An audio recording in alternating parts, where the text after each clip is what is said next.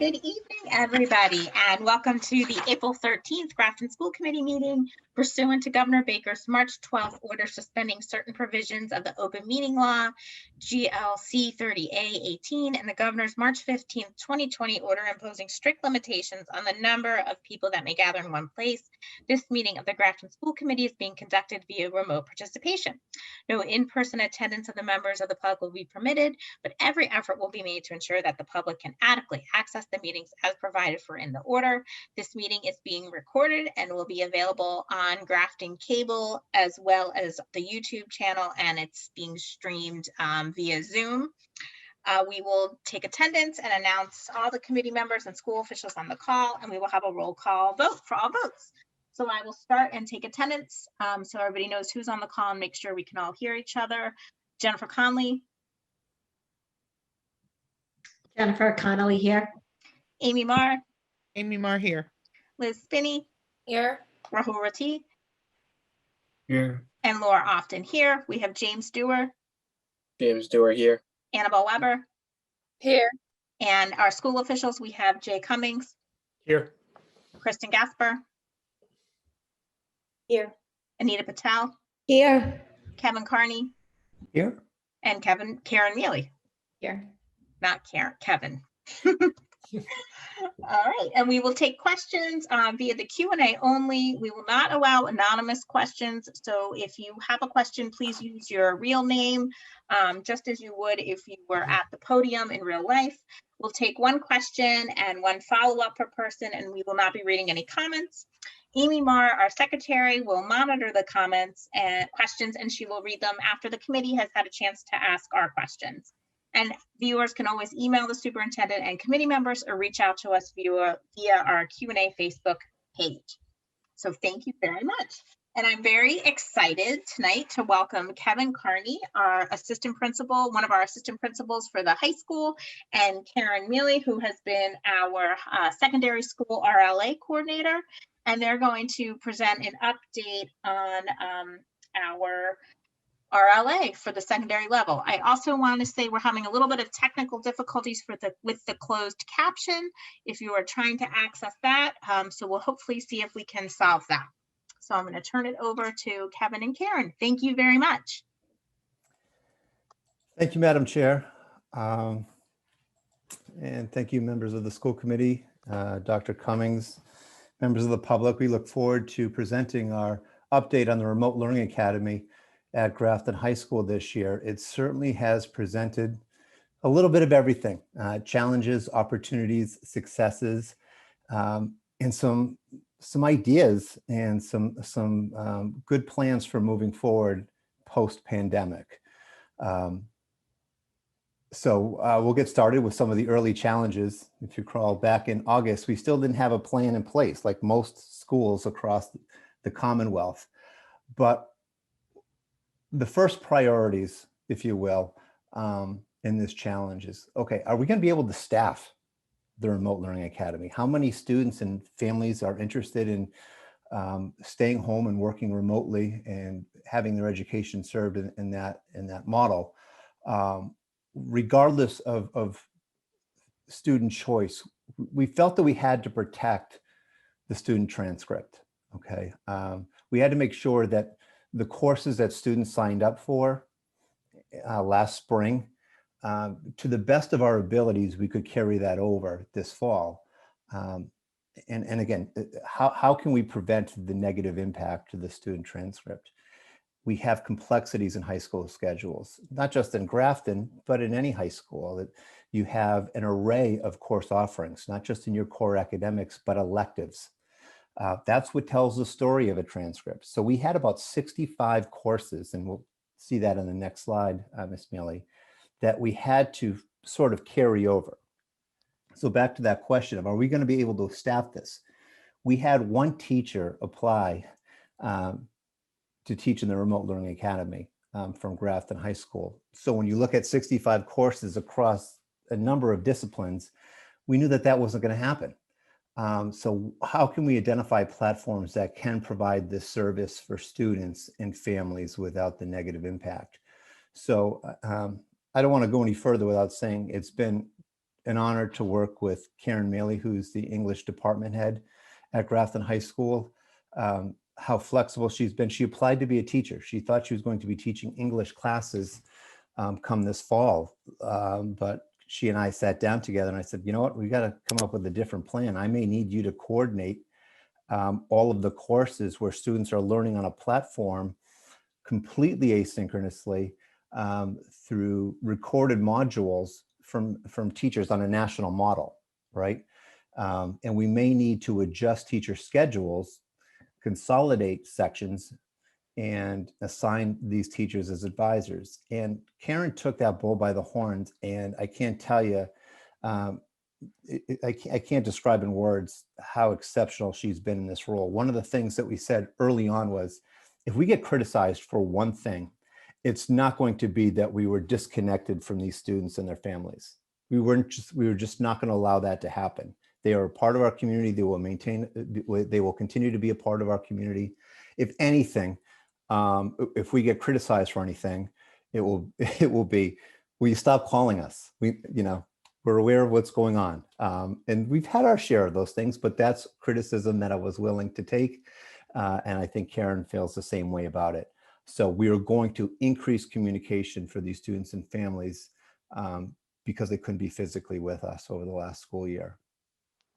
If students fell behind, we knew that we had to come up with a recovery plan for them. And some creative plans came out of this. We also knew that we would have students that needed extensions to their learning and more challenges. Recognizing that one platform may not be enough. We may need to have multiple platforms for students to learn on this. So that was the early challenge, understanding that we had one teacher that was willing and able to teach. But we had 158. At one point, it was about 180 students that chose the full remote learning academy, where about 700 chose the hybrid learning. So we needed to keep the majority of our teachers teaching in person. And we didn't have the finances to hire additional staff to teach. So Edgenuity was a great platform. We were able to continue using virtual high school. And we brought in an early college model that we'll get into in a little bit. So it was really a three-pronged platform, if you will, for the remote students. How can we seize the day? How can we take a look at these challenges and say, you know what, there's an opportunity here that we've been debating a little bit for probably over a decade. I know that I've had conversations with Dr. Cummings years ago about high school models are going to evolve, and they're going to evolve for more flexible learning, so that we're freeing up kids for more hands-on experience with work-related internships, externships, job shadows, so on and so forth. So this may have been the silver lining. While the pandemic has certainly been a major challenge, how do we take advantage of something that we've really talked about in the shallow end of a pool, but we haven't been forced to dive into the deep end yet? And this was the opportunity to dive in. So we're dealing with adolescents and young adults too. How are we going to get them to buy in? They are not going to be coming into school on a daily basis. How do we make sure that we stay connected? How do we motivate them? So they're at a developmental stage in their life where they want more independence. They want more responsibility. Sometimes it doesn't seem that way, that they want more responsibility, but they do if it interests them. So they are young adults, so you have to treat them as young adults, but we have to provide that incentive. So if we give these students more control of their time, if we expand their options, not diminish their options of what they can learn in this era, and increase incentives to it, then we should see an increase in motivation. We should be able to raise aspirations and positive academic outcomes. And we've seen those results over the course of the year. Karen? So as I just mentioned a minute ago, how do you create more schedule flexibility? And if you do, and if you give students more control of their time, we're going to have to teach more in organization and time management strategies. We're seeing a shift in the workplace right now already, where there is more expectations to work remotely. Brick and mortar expectations are going to change coming out of this. So how are you going to manage your own time? How are you going to organize your responsibilities? Just a short story. Several years ago, I took a team down to the Nashville Public Schools to look at their career academy models. And this is probably the early years when we're talking about what does the profile of a graduate look like? And posters in each of their 12 high schools had, for college aspiring students, take at least one AP course or take an early college course or take an online course. That was part of the profile. It actually took up 3 bullets of their profile of a graduate.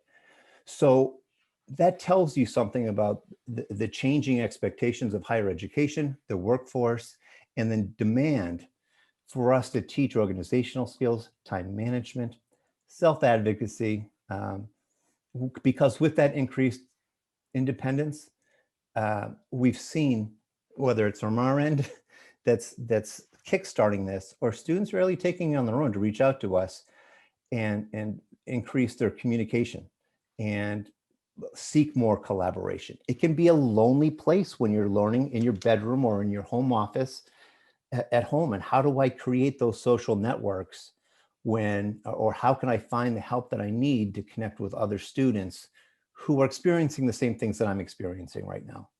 So all of these things that you see on your screen right now are skills that we've been working on with the kids. And it's been enjoyable for us adults. And I think for some students who've engaged with us to take part in it, they've appreciated it.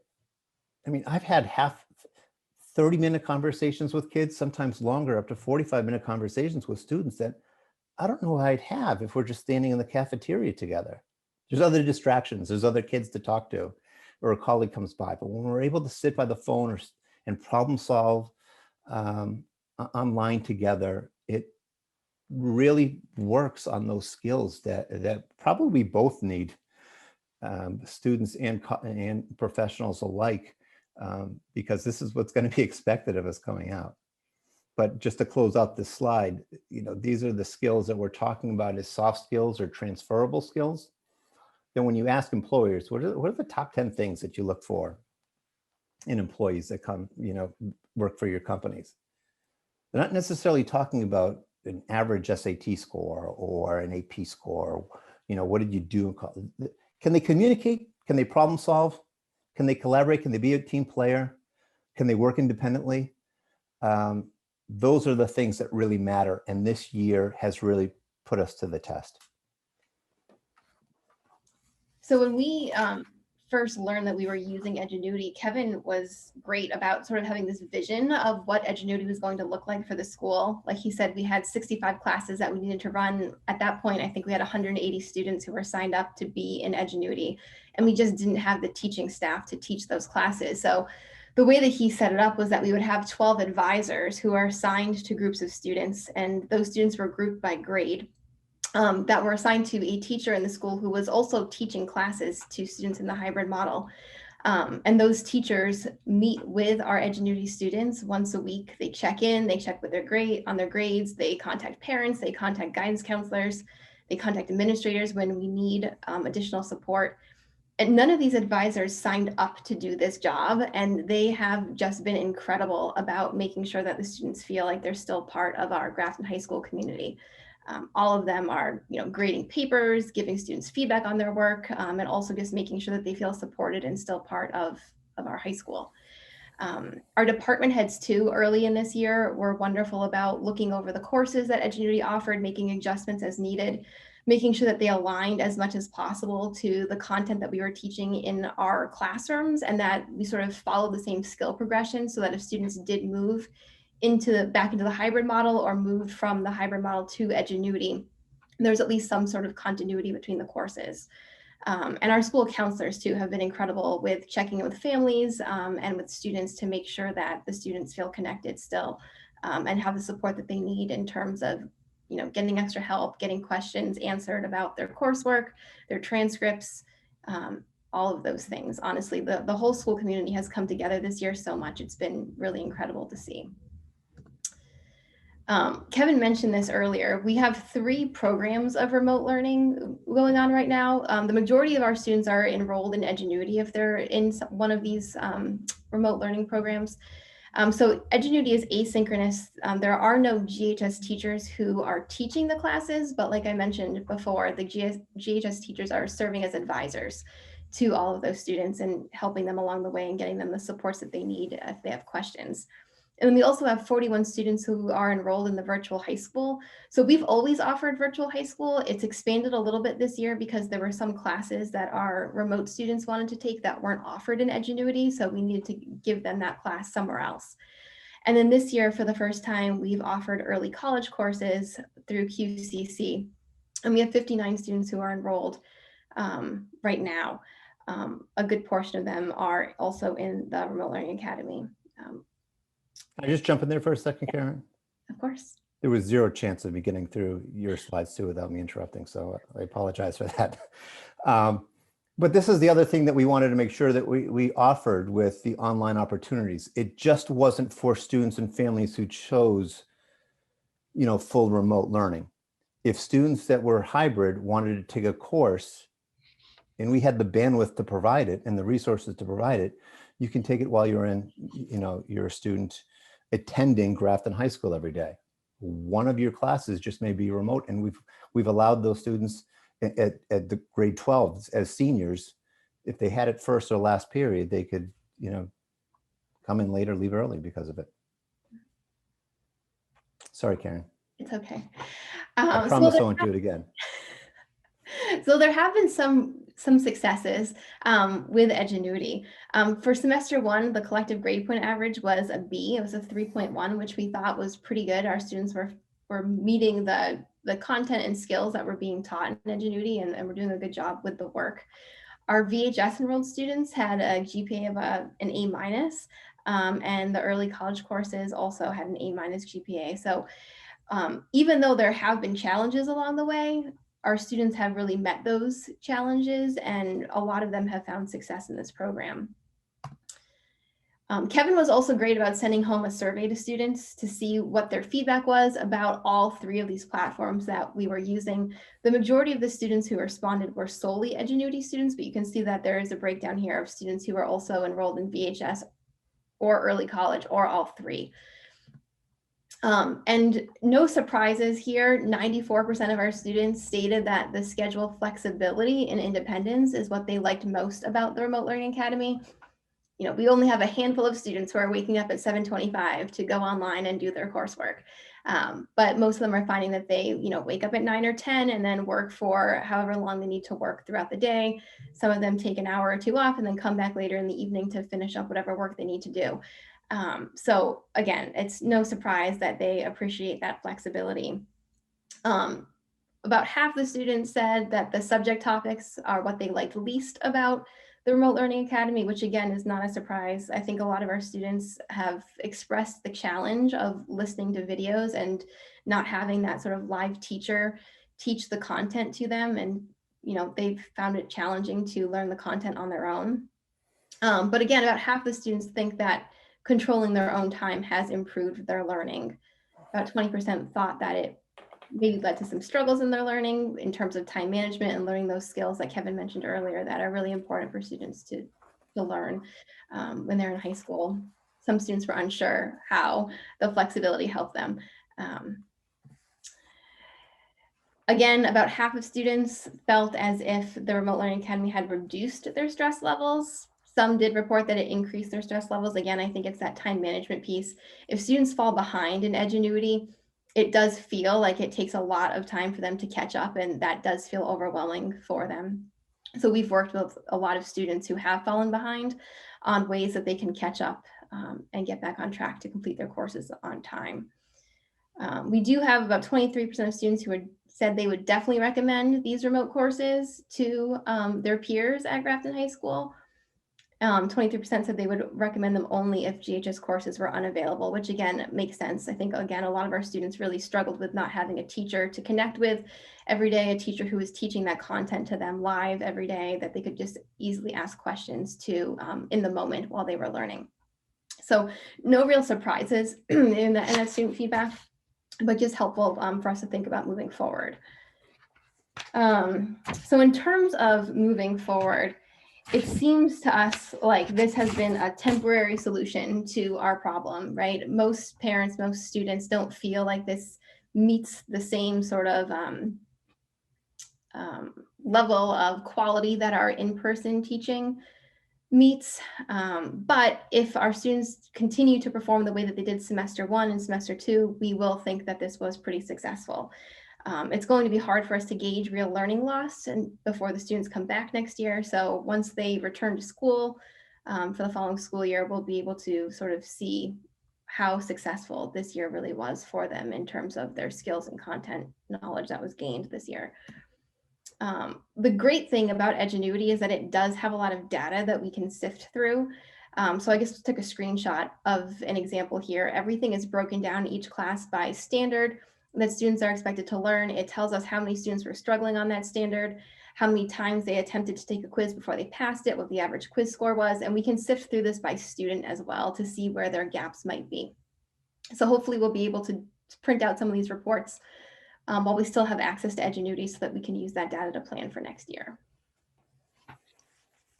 So VHS in early college will definitely be continuing at GHS. VHS has been a part of the program for several years. And basically it's focused on coursework that was not available in our program of studies, or class sizes became an issue and we needed another outlet for kids to be able to take these courses and continue on their path. Because I don't mention Edgenuity here doesn't necessarily mean Edgenuity will not be in our future, but these two other platforms will be, the future, I think, of full courses, either semester-based or full year-based courses. Edgenuity started off as really a credit recovery program for students who lost time during the school year or school years, and a summer school platform. So we may consider looking at Edgenuity in that capacity for the future, like some other platforms. So I think we'll revisit, multiple options as we go into the next few months. But we will have them through the end of July, right, Karen? Yes. So that will help serve our students in that capacity, where if they lost time this year, or if they needed that course to be extended beyond the final day of school, that's available to them. Take a look at this number with early college. Mrs. Buckley, the director of counseling, and I have an ongoing relationship with the director of K-12 partnerships and early college at Quinsigamond Community College from our work in previous districts, and we found success with early college online courses. Dual enrollment is something that GHS has offered in years past, but it's required students to attend their courses on campus there in person. Early college online work and in person, I mean, there can be some in-person opportunities there from professors or faculty members from your staff teaching the courses on campus, but that program has evolved so it's not disruptive to a student's school day. So we thought about launching it before we were closed out last March in the second semester of this year. So when we realized we had 158 students that are looking for full remote learning, and we had one teacher apply to teach for 65 courses or something to that effect, okay, we need other options. So can we accelerate the ideas for courses that we'd offer through Quinsigamond Community College in the spring and just get it ready for launch in September? And Christina Hebert, who's that director over there at QCC, was fantastic working with us and the professors there. So we had 59 students, which we thought was a great number for our first year. Next year, we have over 200 students looking for course requests for Quinsigamond. And again, we talked about that carrot a few minutes ago, right? How do you incentivize students to take on rigorous coursework? This is one of those things where you can earn both your graduating, your high school graduation credits for your requirements, but also earn 3 college credits in the same course. So they're getting 5 credits for a full year course and a college semester course and 3 college credits. For most schools and colleges, public and private in New England. So kids have really taken advantage of that, and it's certainly gained popularity going into next year. So that's a win, you know, from what we've had to deal with in this school year. So we've expanded the courses. This year was English 101 and English 102 and business law, because we have a large number of students who are interested in business studies and macroeconomics. And next year it will expand not only to include those, but pre-calculus and psychology. So I think there are 7 courses that we'll be offering through Quinsigamond Community College next year. So it's great. The kids have done very well. And we talked about the grades just a little bit. Think about that. I think we had, for English 101, 24 students who were enrolled in college prep courses last year. Take a risk and really went for it for this early college course this year and scored A's. So that weight differential in your GPA, if you get an A in an AP level or college level course, it's worth 5.3 on your GPA. So this is not only going to elevate their own transcripts, the number of students that have participated is going to elevate the profile of all of Grafton High School through this increased collaboration and partnership with QCC. Did you already move slides on me, Karen? I just didn't notice. Okay. And again, by taking some of these asynchronous courses like VHS and early college, we're really looking for more opportunities for our juniors and seniors, that if you don't have to take that time between 7:25 and 1:55, you can take it later in the afternoon or later in the evening. It'll allow you to be dismissed from school earlier if you want to take the course later in the day, so that you can get to a job site if you're looking for a job shadowing experience or an internship or an externship experience. This is going to be a new element, a new pillar of all high school models, where we are increasing work studies and internships, externships, and job shadows, without a doubt. So I think Grafton High School is well positioned with its early college partnerships and freeing up scheduling to get more kids into work experience opportunities. And I think that's it. Anyone have any questions? Great. Well, thank you so much, Kevin and Karen. That was fabulous. I'll take questions from the committee. Amy. Thank you so much. That was a great presentation. Thank you. I'm really pleased to hear how well the students have done. And I'm looking forward to hearing kind of at the end of the year, like a wrap up of, what do you think? Did this work out? I have loads of questions, so I'm going to ask 2 and then I'm going to pass. Can you send the hard ones to Karen? Well, they're for both of you, actually. Okay. But the hardest one, I'm going to let her answer. So Okay. and you may not know the answer. If you don't, that's totally fine. We can get it another way. But do you foresee the demand for AP courses falling in favor of these early college? Because I've got to be honest, as a parent, I had that discussion with my daughter. Are we going to do the AP English route, or are we going to do English at Right. Quincy in the fall? One is guaranteed college credit and one is not. Right. Maybe you can speak to that a little bit.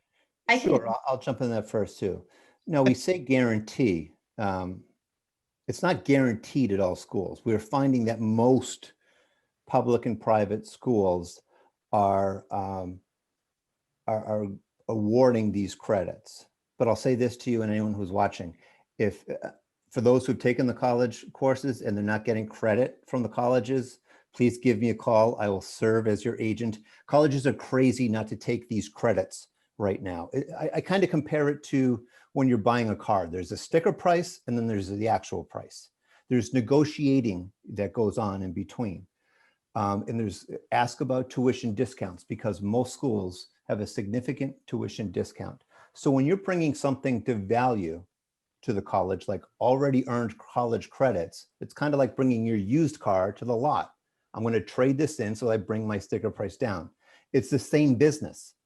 So back to your question of, do I go with AP English or do I go with the early college, it really depends on the individual. And it really comes back to that flexibility that they're looking. Okay, I can get the early college credits. Okay, I don't have to take the AP test. That's an appeal to me. And I'm looking for that flexibility. For other students, and I've talked to a number of them, they're like, I need that in-person interaction daily. It's a collaborative class. It's challenging, and I like knowing who's in I like seeing them. I like exchanging our cell phone numbers. I like going over the house after school and working it out together. We're like I said, for others, I don't need that. I need some more independence. I need flexibility in my schedule. So yes, we've seen a large number of kids, over 100 students next year are looking to take English 101. Why? Because kids talk. A lot of the kids did exceptionally well in that class. Many of them earned A's. Now we need to see if those colleges deliver, and I look to stay connected to those kids on whether or not they transferred over. But we're hearing stories from schools like Worcester State or Westfield State. We're believing that everyone in our state system will accept these credits, and I think they will, because it's been a major initiative from the Secretary of Education, from the Commissioner of Education in K-12, and the Commissioner of Higher Education. Early college is in most schools across the Commonwealth now. As it relates to AP, it depends year to year on what they're accepting for that threshold score if they pass the test. For some schools, we're hearing 3 and above, you're good. And recently, they're saying you need a 5 on your AP test if the college is going to award them credit. And you know what? I want to advocate for those kids. Why are these colleges holding it at the perfect score of AP testing to award college credits? Their landscape is financially challenged, just like every other. You're looking for students. So if the kids are doing well, can you give them their credits, please? So hopefully I answered your question, Amy. Did I? Yeah, you did. I mean, the answer being year to year makes sense. Right. But I wanted to put that out there because what I didn't want to hear was, oh yeah, we're going to get rid of AP English, for example, because we're just going to send them all over to QCC. No. So good. Yay. We're running 3 sections of AP language next year. So we're running 3 this year. We'll run 3 again next year. We have almost 60 kids who signed up for AP language. So I think what we're seeing is that a lot of our students who typically take CP classes are challenging themselves by taking the QCC classes, which is wonderful to see. That's great. That's great. I'm going to pass it off to somebody else. How about Okay. that? Thanks. Jen, I saw your hand. Mine was sort of along the same lines with Amy. It was about the early college, and I guess the benefit that I see is if it does transfer to the other school, it can start saving money. Like my daughter's a senior, and as I start looking at how much college is, like anything that can be transferred is just really great for students and their parents, that they can save money if they can somehow make it work for them to their advantage. But thank you for bringing it, and I hope that it continues. Are you looking to bring in more variety of classes? Absolutely. Supply and demand. Like we even offered computer automated design, as an extension to our manufacturing courses at GHS. There wasn't a high level of interest in it, but that doesn't mean we're going to be walking away from it, because we know it's a high employment demand in our region in the Blackstone Valley. So it's something that we want to maybe take a different angle or do a better job of communicating that or marketing it. But and I think that we can. I mean, we did it really quickly at the back end of August with Quinsigamond, and we still had a good turnout for 59 students and families taking it. And that number dropped because obviously you have some students that say, this is not for me, I'm going to drop out of it and not take the college courses. And we'll see that same thing again next year. But if I could just build off of your comments and questions, Jennifer, we're trying to have students experience or build their learning experience that tell a story and speak to their skills and interests, their intellectual curiosity, if you will. And I think sometimes we're overly mistaken by take the most challenging courses that you possibly can, grind out as best, but your transcript doesn't tell the story, that has an impact through the college admissions office. And we're looking at higher education and being far more competitive than most of us who are sitting in this meeting was before, 20, 30 years ago. You know what I mean?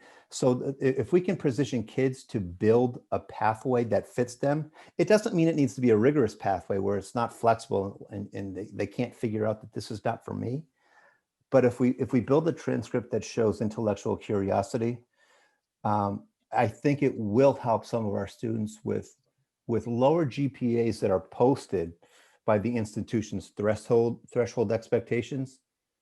I think more of some of those students will get in based on their efforts. And that will include capstone projects in that specific area. That will include job shadowings. That will include community service in that particular area.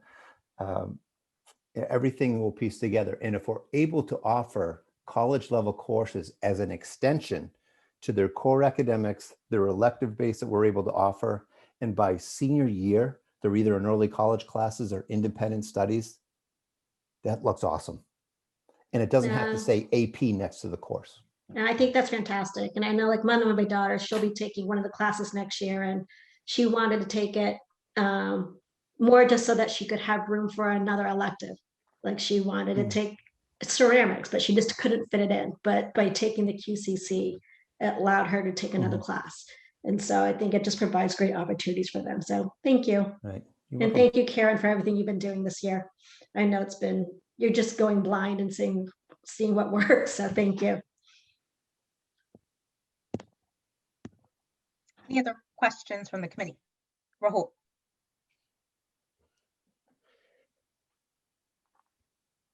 It's about the Edgenuity. Has there been any feedback on the content as such of this program?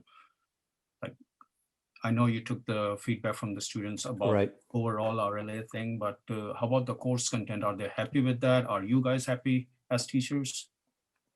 Again, to be honest, it depends.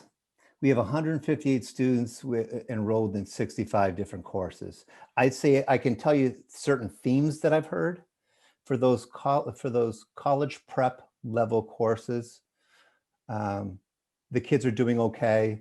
The coursework, for the most part, mirrors what they'd be taking for content. The sequence may be a little different, but the content has served them well.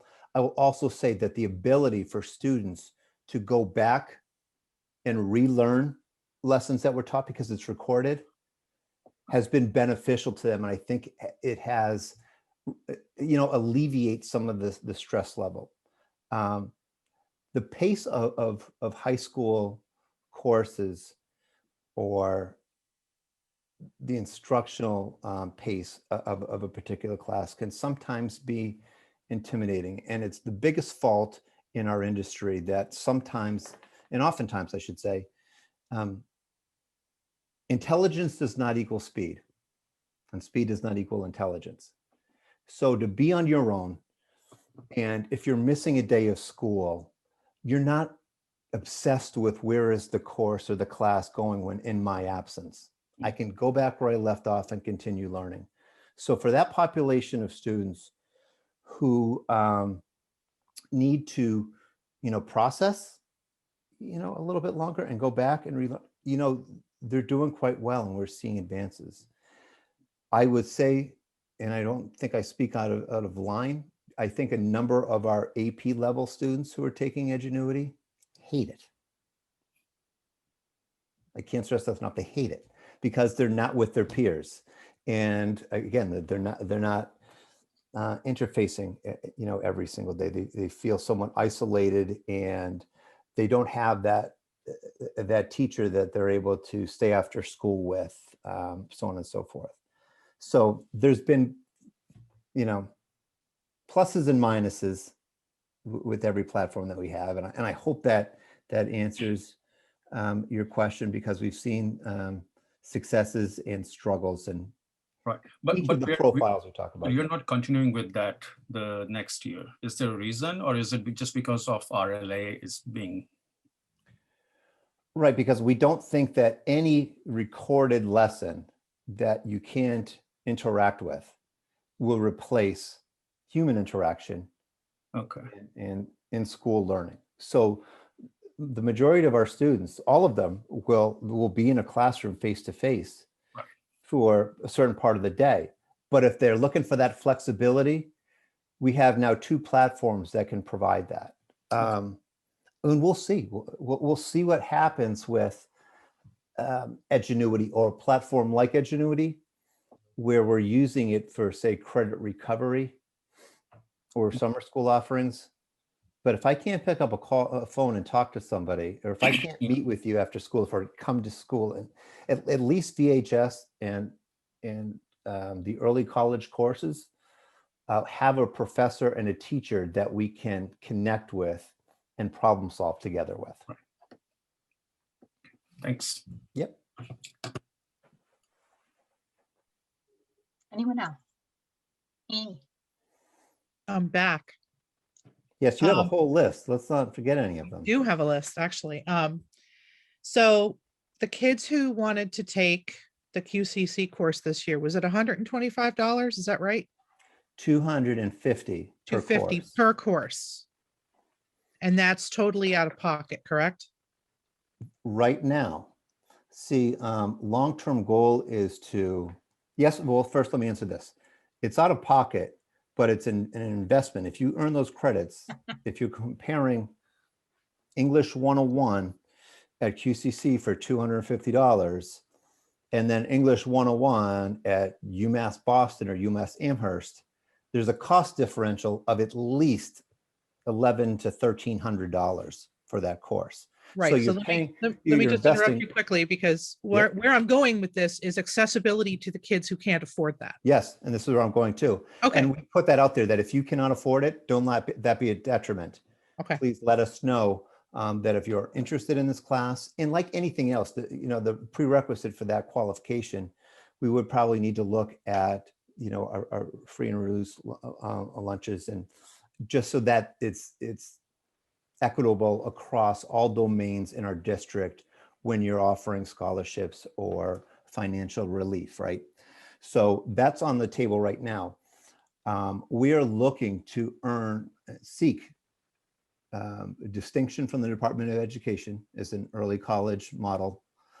And the prerequisite to doing that is you can't be charging families, and at least 15% of your population needs to be first generation college students, or for low income families. We were under the gun, if you will, figuratively, where we need to add platforms right now for kids. And in my prior district, I think they've stuck with $250 per class per course. But if we're able to use what we've learned this year and actually market to first generation college students and families and low income families to hit that target percent of 15, we will be eligible for a grant of around $30,000 per year for, I think, 5 years, as long as we maintain the program. In addition to that, Quinsigamond Community College will pay for the tuitions of those students. So they also get a grant from the state where they're looking to contribute to this. So that's the long-term goal, but we needed to set the foundation to say, can we sustain this? Do we have enough interest from kids and families that will make this attractive? Because it's a lot of work, and it's a lot of, it's just a tremendous amount of effort for a program that we didn't know there was interest, if there was interest there or not. I think there's interest there, and we wanted to take one more year and see what we can do so that it's not a cost to the students who are interested. That's fantastic. That hit 3 of my questions, so I'm done. Thank Great. you.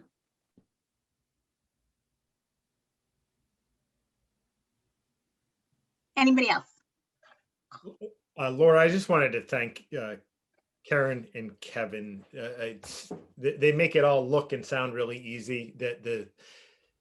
the scope of this massive undertaking, I just don't want to minimize that. This is something that basically in August was thrown upon them, and not just coming up with just a few courses, like it's just massive. And they handled every bit of it, making it up as they went, because nobody had ever done it at this scale. Certainly in the area, probably not even in Massachusetts, and they problem solved, and still to this day are problem solving, working beautifully together. The whole RLA team's been fantastic, but we simply could not have done it without the leadership of Karen and Kevin. So thank you guys very, very much. You made a real positive difference to a lot of kids. Thank you, Dr. Jack. Cummings. He took some of the words out of my mouth. I just wanted to say, you can hear your passion when you speak, both of you, Karen and Kevin, and it's really remarkable, because I think this was one of the tougher parts of this year, taking part with the QCC, which is awesome. And I love how you're thinking about high school going forward, Kevin, and reimagining what it could look like. But even taking that remote learning, because that was, I think, probably one of the scarier parts for parents and students. And I really appreciate that you thought of the whole student emotionally, and that they weren't just out there on an island, and you've been working with them all year long, because when they come back, we're going to have to look at the data and help them both, socially, emotionally, and academically if needed. And I appreciate that you have all that. And I really, I think it's remarkable that we're seeing almost 4 times the requests for college in the second year. I think that shows a lot of how our students really want to get more. I think you said it best, Kevin, when you were talking about just kind of a love of learning, right? And even Jen, you said, they're going to take the basics so they can expand into taking some classes they may not be able to take, like ceramics or art or music or something like that. And that's what one of the best things is about college, right? Like you can kind of finally take some of your passion. So it's great to see it start in high school. So I really appreciate both of you and having you on the team and the passion that you brought. So thank you. Thank you, Laura. And if there's any other comments or questions, if not, we can let you get on your way. Oh, and Kevin, I did also want to apologize. You did great with the technical difficulties. I'm sure it was a challenge to present with the flashing live streaming. So I apologize for that. And you I didn't can't take credit for it because I didn't launch it. Karen did it for me. Well, thank you both, because I think it would have driven me crazy if I was trying to present. So I apologize for that. I'm glad we got it worked out halfway through, but thank you for rolling with things. If you were in person, you would have had technical difficulties, because nothing ever goes right in person. So we just wanted to make you feel like part of the family. So thank you both for coming. Laura. Thank you all. Have a good night. Take care. You too. All right. And next up, Jay, I'm going to pass it over to you for a district update. Okay. All right. I just have a few things in terms of the update. Wanted to discuss the potential return of grades 9 through 12, talk really briefly about COVID, and then talk about that ADA assessment and what I would propose we do moving forward. So, as you know, we brought K and 1 back a few months ago, 2nd and 3rd grade, March 29th, April 5th, 4th, 5th, and 6th. And that has gone exceedingly well across both the North and South schools. We have grades 7 and 8 coming back or returning on Wednesday, April 28th. So a couple days after we return from break. And I am proposing that we bring the 9 through 12 students back on May 3rd. That would give us a couple days to get the middle schoolers back, get them used to the buses, etc., and then have 9 through 12 start on that following Monday. Does anybody have any questions, concerns, etc., about that proposed return date? Just wondering, can't remember if you've mentioned this before, why the 28th versus the 26th for the? Just to give us a few days to kind of get the middle schoolers settled, that would give us Wednesday, Thursday, Friday, so 3 days, and then we start on that Monday. So it was just to give us a chance to get 7th and 8th established, especially with the buses. I think she's asking, sorry, Liz, why not Monday, the 26th for 7th and 8th, right? Not high school. Why start in the middle of the week versus? Oh, that was the mandated date. You have to do it by the 28th. I don't remember. I can ask. I don't remember the reasoning from Roseanne Kroposka and Tim Fouth. I can certainly find out why they wanted the 28th over the 27th or the 26th. Okay. All right, so Jim Pignataro will put out information. He's already communicated with staff. As I'm sure you know, areas, school districts, number have already brought 9 through 12 back, quite a few. I know Shrewsbury, a few others in the area are also planning on May 3rd. It matches up fairly well with the quarters, like the sooner the better. I think most high schools are ready space-wise. They've had some time, obviously, as the rest of the district has returned to prepare for it. So they're basically ready to roll. And certainly we think May 3rd will be great for us. And what was the other thing? It also gives us about a month with the seniors. And I know many of the seniors are looking forward to getting back and to having some semblance of normalcy to conclude their high school career. In terms of COVID, oh, go ahead. Sorry, do we need a vote on that? We don't. We can definitely have a symbolic one. I think we had one maybe for 4th, 5th, and 6th. So the committee can certainly vote on that. Okay.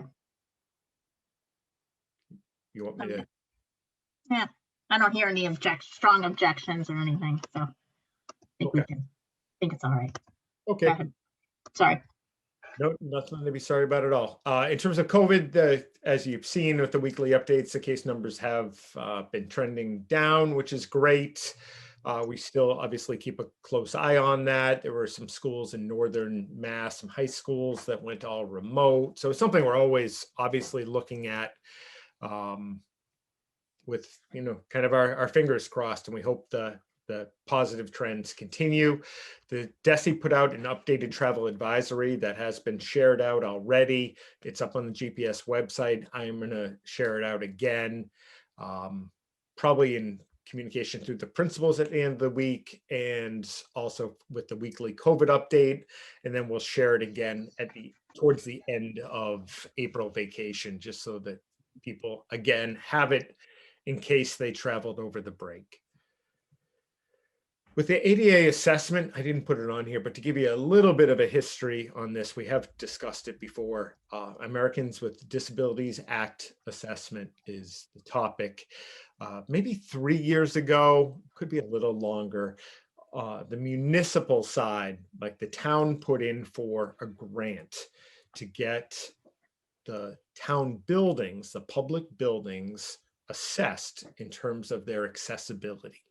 So that grant paid, I think it was about $30,000 for a private company to spend, I'm going to guess, a month looking at doorways, looking at ramps, all kinds of physical features of the municipal town buildings. And then they put together a plan in a list of recommendations prioritized for addressing those needs, whatever they might be. With that grant, that the schools weren't included in that. So as a result of that, this past year, we've been talking about it quite a bit. This past year put in for that same grant with the help of Roger Trahan and the Disability Commission, they were all fantastic. Unfortunately, many towns put in for that grant, and Grafton wasn't selected this time around. Rather than wait a full year and hope, with our fingers crossed again, that we might receive another grant, I think that we should move forward with pursuing. We'd go out to bid if approved by the school committee and allowed to move forward. We would go out to bid. We would have a company come in, most likely over the early summer, late spring, early summer, to do the full assessment. They or we would present the findings. Those would be shared publicly. We would continue using smaller monies that we have within our operating budget to address any kind of small scope issues. Larger projects we would fold into the capital plan on the town side. I did meet briefly with the new town administrator last week, talked about my plan in terms of my recommendation, and if it was approved by the school committee and all of this were to happen, we had a discussion about folding those projects into the capital plan.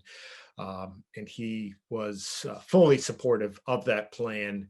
And we're doing the same thing in terms of the other town buildings and their needs in regards to the ADA needs are going to be in the capital plan. Historically, they've often kind of lived in their own without a real funding source. And they're all capital, and they should be in the capital plan. So I can take any questions. We can talk about it unless there's any big objection at the next school committee meeting. I would put that recommendation from the school committee to a vote. And if the vote is affirmative and support of going out to bid, we would do so in the next month or so. So any questions about that, the ADA assessment or the approach? Thanks, Jay. Before I take questions, I just wanted to go back. Liz had asked a question about starting on the 28th, and we had an audience member answer it. It has something to do with when the quarter ends. They thought that it ended on, I think, Tuesday. So they're going to come starting on a new quarter. I love that answer. I don't know if I should know as a middle school parent, but I do not. The quarter starts around then. The quarter just ended, so.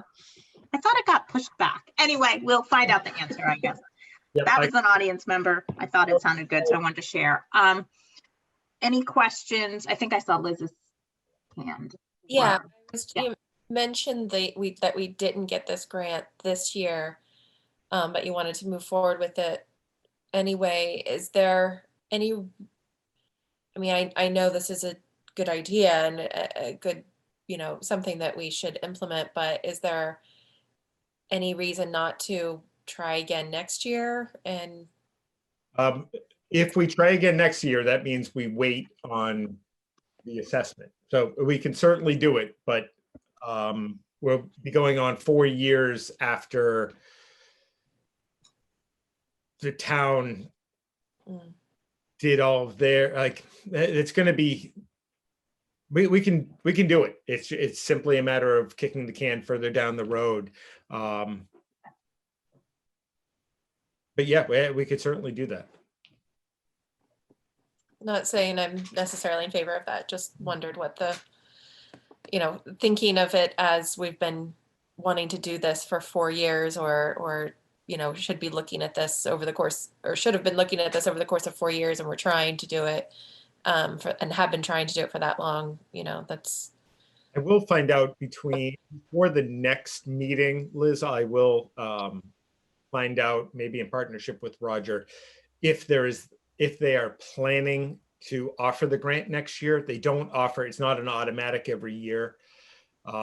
Years they haven't offered it. And I think both myself and Roger are worried that if we just keep waiting, obviously projects are going to pile up and we'd be out of compliance, which we don't want to be. Projects like this get more and more expensive the longer you wait. So, yeah. All right, thank you. Any other questions? All right, well, that's all I had. Jen has a question and I have some questions also, but if you could stop sharing your screen, that would be helpful, Jay. Thank you.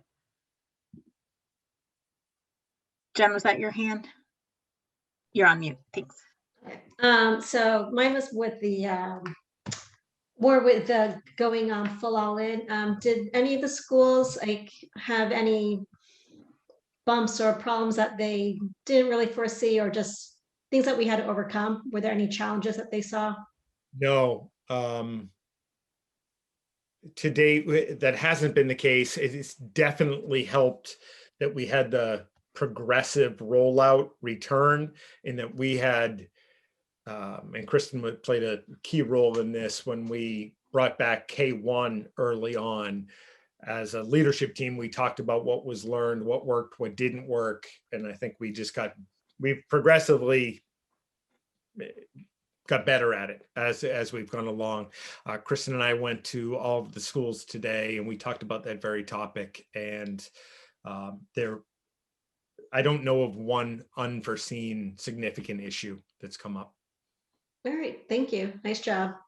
No, I haven't heard anything, so I think that's no Yeah. news is good news. It's really good. The principals and our teachers have done a fantastic job, really thinking ahead, and yeah, it's worked out really well. Great, thank you. Amy. I just wanted to check in on the substitute situation. I know that's an evolving, hopefully it's a devolving challenge at this point, right? As we have more young people coming back to the community. How are we doing with coverage right now? Has there been any change in 3 weeks?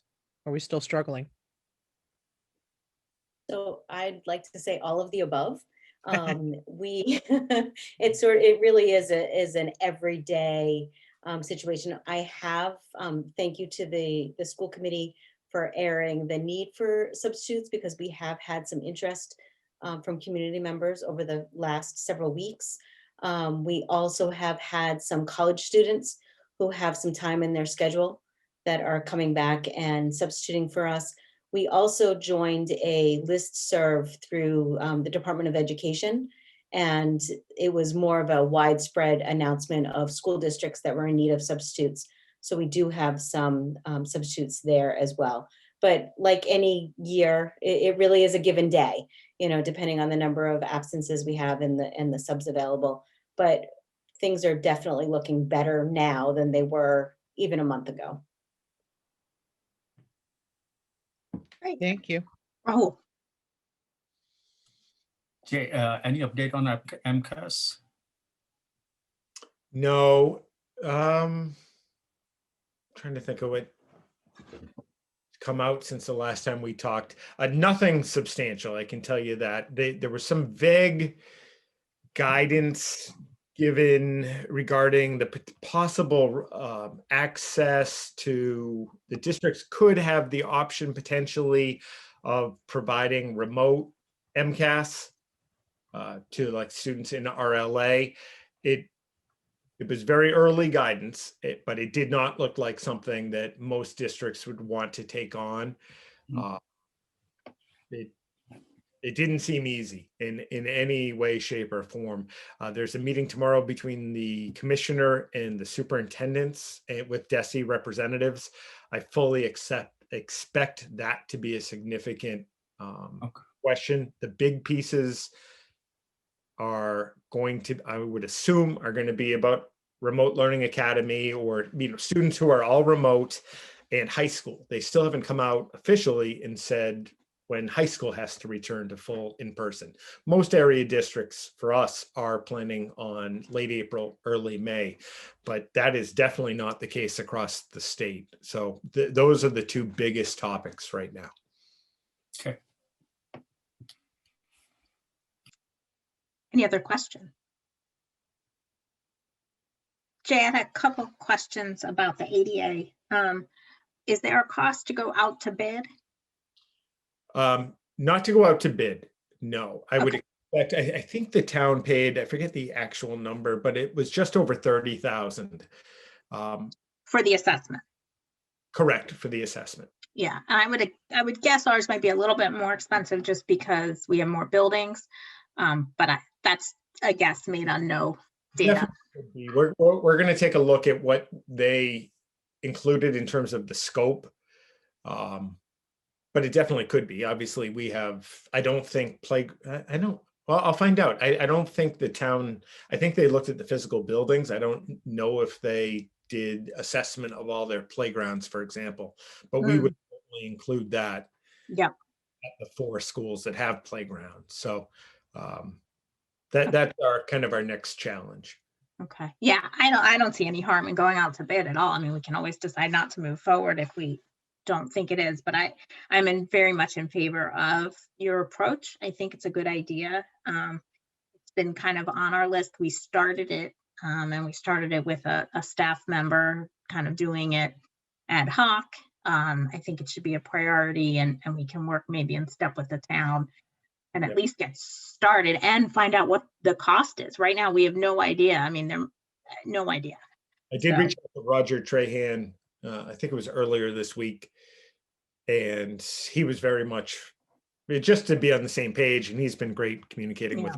But to be on the same page, to talk about it, he thought it was a fantastic way to go, and I think we both kind of along the same lines as what Liz was getting at. Ideally, we'd have a grant to cover it, but I think he's at the point of realizing that the need is really quite high right now, and we should take a look at it, especially with the town efforts and CIPC to kind of rethink how we're approaching capital. Yeah.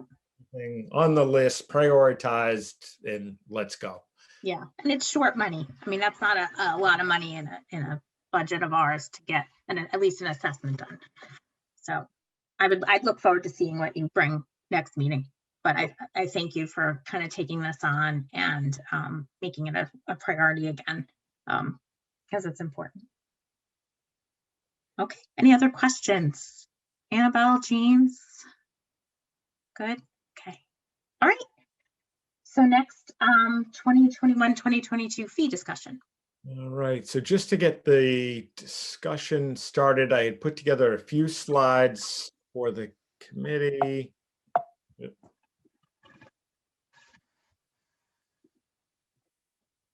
And they all mirror the memo that was shared with you. I don't believe I put anything new in this.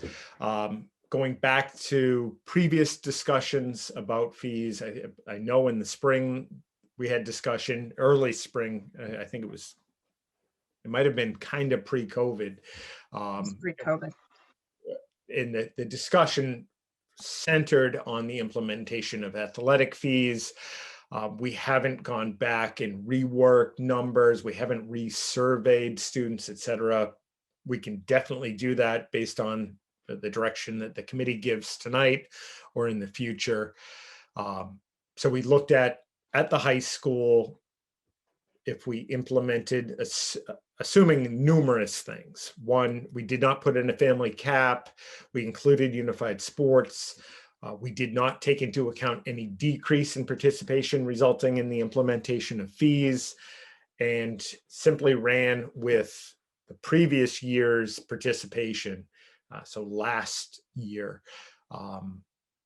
it gave us a rough estimate of how much we would bring in terms of additional revenue. So you can see from 69,000 to, with $100 per sport, to if we had $200 per sport, bringing in 138,000 additional dollars.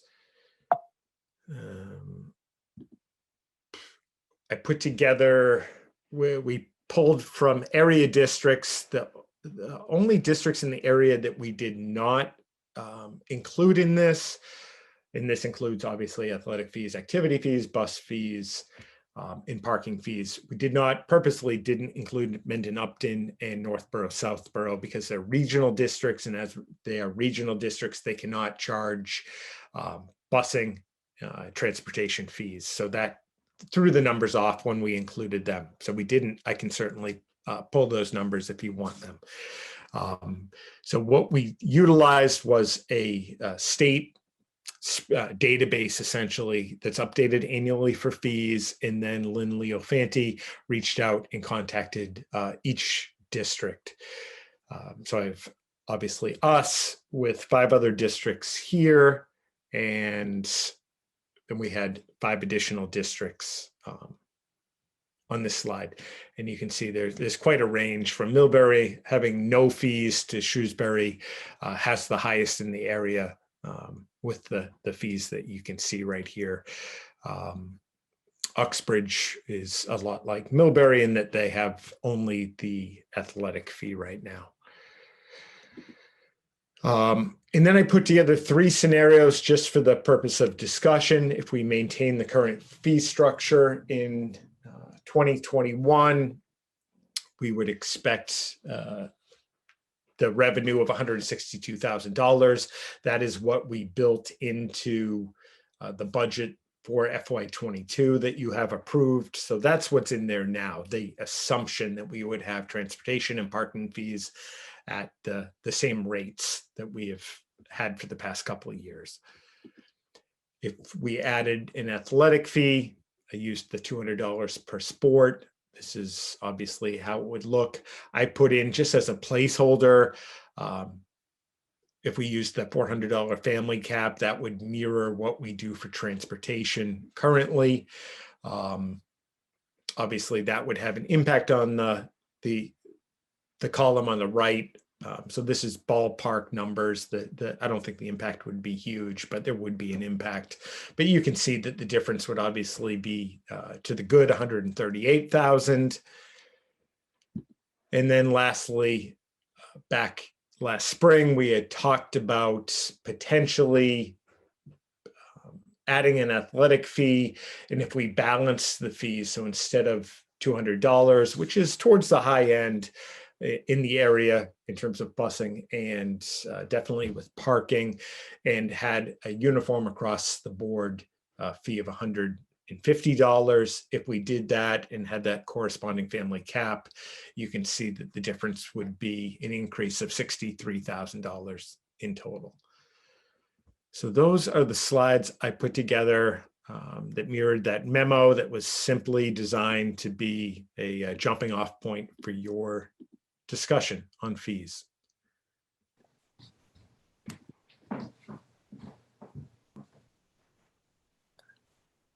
You're on mute, Laura. Thank you. Did that for you, Amy. Thanks, Liz. Liz, I said. Should have read your lips. First, I just wanted to, so it was the February, I think, 24th, 2020 meeting where this was discussed. And I believe the committee voted to impose athletic and bus fees. And then my understanding from observing the meeting as a non-committee member at the time was that the policy committee was then going to develop the actual policy about that and what the fees would actually entail. And I couldn't find that. So I don't know if that actually happened or yes. Sorry, Liz, so we went back and we realized that that actually wasn't a policy. In another meeting, I came back and reported that. So it does not go to the policy. So it's a committee decision and we get a recommendation on the fees from the superintendent and finance director. If we want to change, yes or no, we can do that per year. So yes, that was what came out of that meeting. But then I did more research and learned that that was not the policy subcommittee's. Okay. So I've been thinking about this quite a bit since, well, I guess for over a year. It's not totally consuming, but it's popped into my head from time to time. I watched the arguments that people made last year.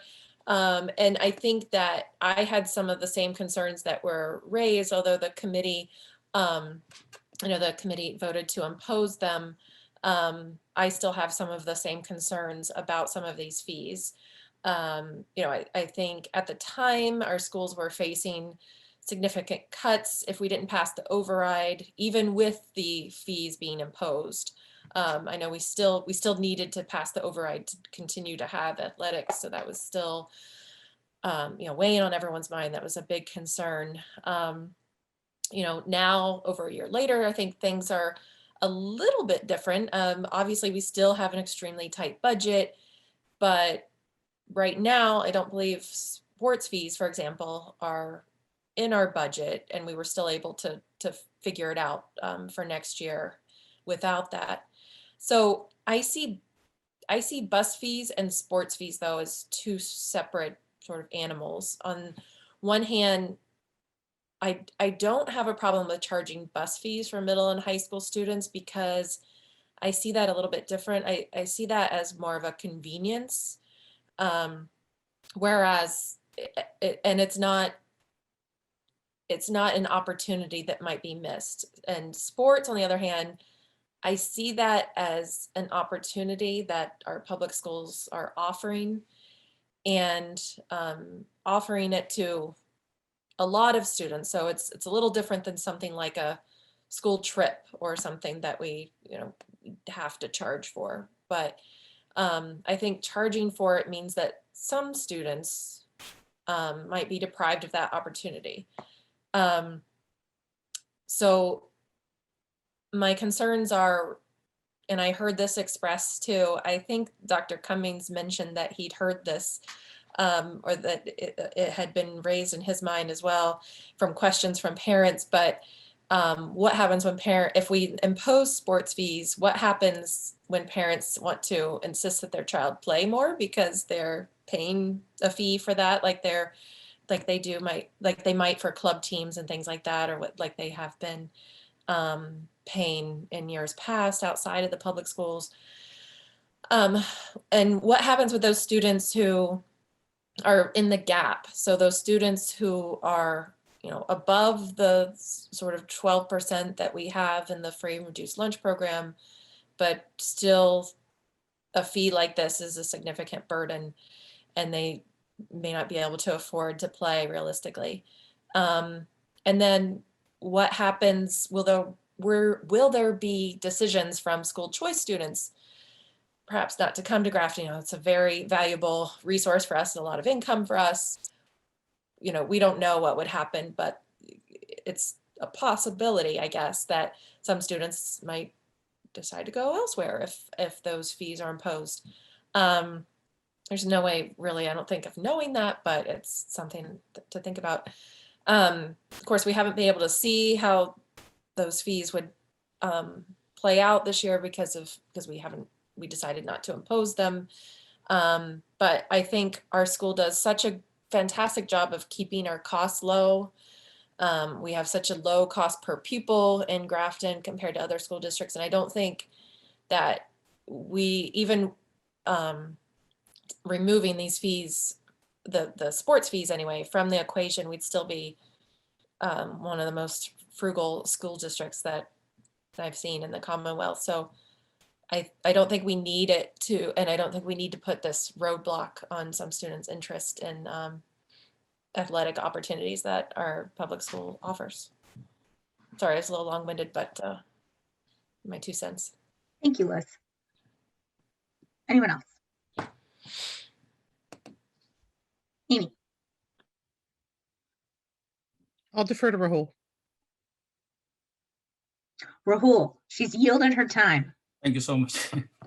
Well, in regards to the fee and talking about all the budget in our previous meetings, I would like to go and implement increase in the fee, like putting the fee, athletic fee, and also the activity fee. I would go for that also, because looking at all the different districts in our state, most of them have some or the other kind of fees. So I really like the Douglas model. Do we have to do that? So.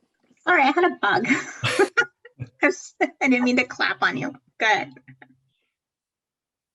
So yeah, here we have in Douglas model, we have 100, 200, and 400 as a family cap, which I really like. If a student wants to go for 2 sports or 3, he can go, but still pay 200. And if he has a sibling, then it's 300, for example, it will be $300. It won't be 400. So I really like that. And if we go into Hopkinton, we see the activity fee of $25. That way I feel, 25 is really not really a fee. It's just a token kind of thing. And that will make students go for that particular activity only if they're interested. If not, if there's no fee, more and more kids will come and join that activity, even if they're not very keen on doing that. So I would like to stay, like the bus fee, were $200 is good, and it has been there for a long time. No change in that. As far as the athletic fee, I would go and I'd like to adopt the Douglas model. That's my take on it. And it's because, I mean, 300,000, if we get to close to $300,000, it's, even if it's not substantial, it does help us.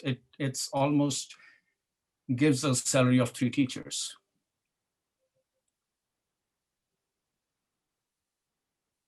Thank you, Rahul. Amy.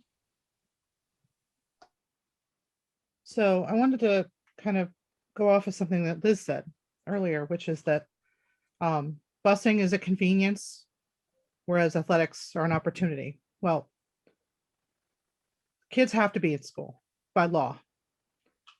I would rather see us not charge as much for transportation to get kids to school than, you know, do the model where we cut the transportation fee to $150 and assess an athletic fee of $150, because the same opportunity for sports doesn't exist for all children. It's limited how many kids they can take. But everybody can ride the bus if they pay the $150 or the $200. If they are a free and reduced lunch, they can get aid for both of those options. And if they're not, for that group of kids that are in the middle, we had a commitment from the district last year that somehow that would work itself out, that there would be a pool of money that students who fall between the free and reduced lunch and some line that was going to be drawn, and I don't know what the number was, we weren't going to turn kids away from playing a sport because mom and dad wouldn't pay. I think that's a very small number of students. That's my sense in talking to parents, and it's been a year since we passed the idea of doing an athletic fee.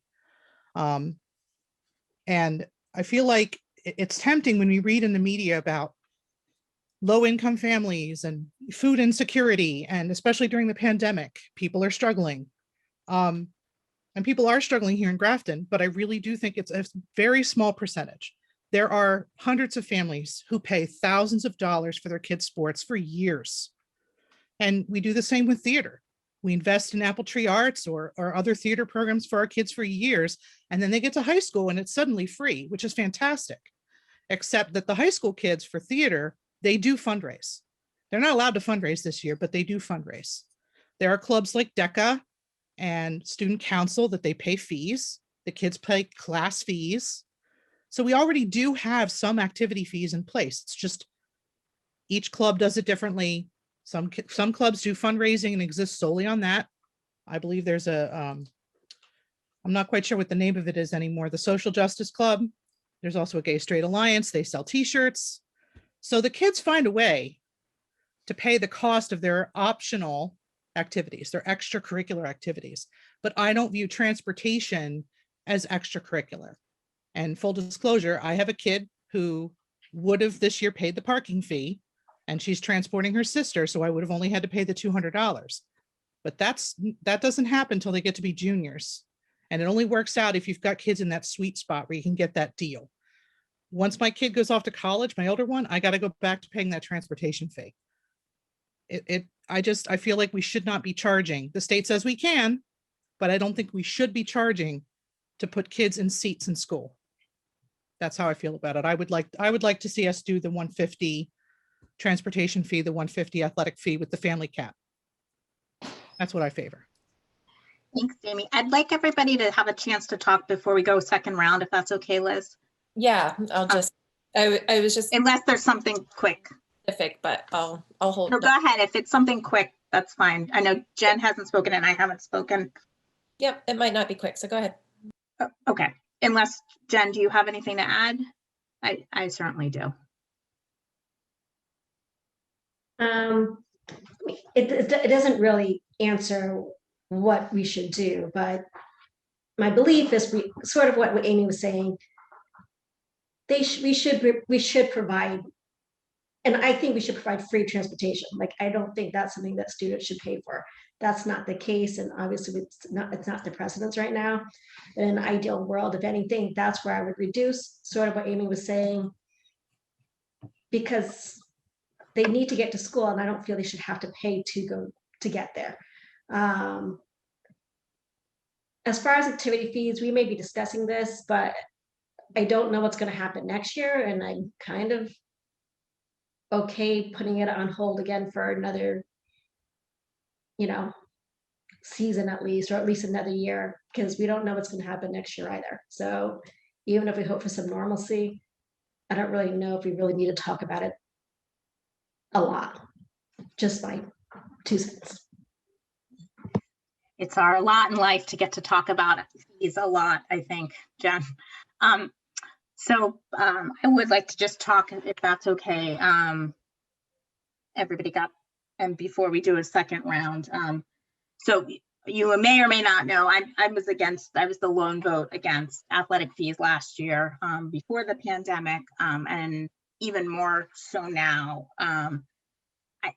We're talking about emotional health and equity all year long, and I don't know why we would set up more barriers for kids to get access for the education. I guess I differ with Amy on the fact that it's an extracurricular activity. I see it as part of what we offer as an education. Kevin talked about Portrait of a Learner. I see our activities and athletics as part of our educational system. And yes, there are barriers. Not everybody gets to be on all athletic teams, although there are no cuts.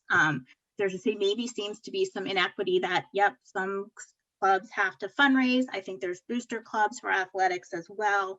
If there's an issue or on that, maybe we talk about that in a different way, but just, and I feel like we are very fiscally conservative, as Liz said. I agree with most of what she said, but we're still very responsible. We're not over hiring all of a sudden.